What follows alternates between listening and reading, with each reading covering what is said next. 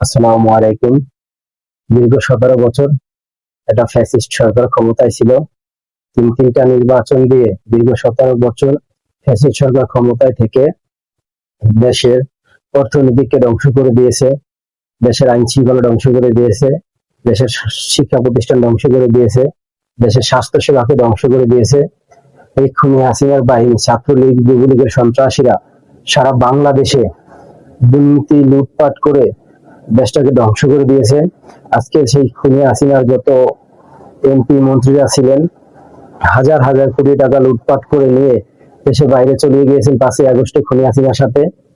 আমরা দেখেছি যে বাংলাদেশে এমন কোনো অপকর্মকাণ্ড নাই যেটা খুনি হাসিনার বাহিনীরা করে নাই।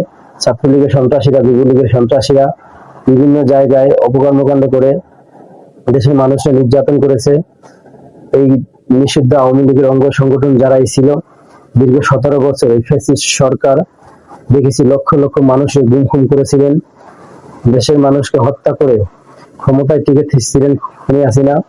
আমরা দেখেছি 2009 সালে গণহত্যাকারী শেখ হাসিনা দেশপ্রেমিক সেনাবাহিনীর আক্রমণ করে বিডিআর হত্যাকাণ্ড 57 জন সেনাবাহিনী হত্যা হয়েছে। আমরা দেখেছি যে 2013 সালে শাপলা চত্বরে গণহত্যাকারী শেখ হাসিনা গণহত্যা করে ক্ষান্ত থাকে নাই। এভাবে 17 বছরে লক্ষ লক্ষ মানুষকে গুম খুন করেছেন, প্রতিবাদ করতে যায় গুম খুনের শিকার হয়েছেন অল্প পরিমাণ লোক আছে। আমরা দেখেছি ফ্যাসিস্ট যে দোসররা, যারা ইউনিয়ন পর্যায়ের নেতাকর্মী তারা ছিল, তারাও দেশের ভিতরে একটা যে একতন্ত্র রাজনীতি কায়েম করার যে চেষ্টা করেছিলেন, দেশের মানুষের জোর জুলুম করে নির্যাতন করেছিলেন, অর্থ হাতিয়ে নিয়েছিলেন। কিভাবে একটা ইউনিয়ন পর্যায়ের নেতা লক্ষ লক্ষ টাকার মালিক হয়ে যান রাতারাতি।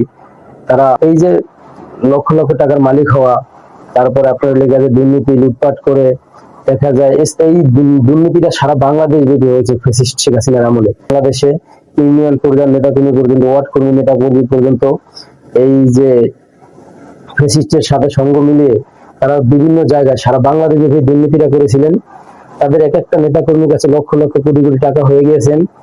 আর ইউনিয়ন পরিষদের যারা চেয়ারম্যান মেম্বার, তাদের কোনো তো হিসাবই নাই। তারা কি পরিমাণ চুরি করে ক্ষমতায় থেকে 17 বছরে যে বাড়ি গাড়ি, ছেলে সন্তানকে লেখাপড়া, হাজার হাজার কোটি টাকার মালিক হওয়া, তাদের টেকার কোনো বিকল্প নাই। এত অর্থ আত্মসাৎ করে দেশের মানুষের তারপর খুনি হাসিনা ক্ষমতায় ছিল। আমি স্পষ্ট বলতে চাই, যারা এই দীর্ঘ 17 বছর ফ্যাসিস্ট শেখ হাসিনার আমলে যত মানুষের দুর্নীতি করে টেকা লুটপাট করে নিয়েছে, তো আওয়ামী লীগ রাজনীতি করার অধিকার আর রাখে না। আমরা যে বিশ্বাস করি বাংলাদেশের মানুষকে সাথে নিয়ে একসাথে ঐক্যবদ্ধ হয়ে ফ্যাসিস্ট শেখ হাসিনার ইনশাল্লাহ যে হত্যাকাণ্ড করেছেন এর বিচার দাবি ইনশাল্লাহ নিশ্চিত করতে হবে। বাংলাদেশ জাতীয়তাবাদী দল যতবারই ক্ষমতায় এসেছে, ততবারই দেশের মানুষ স্বাধীনতা সার্বভৌমত্ব রক্ষা করেছে, দেশের মানুষের প্রতি কাজ করেছে।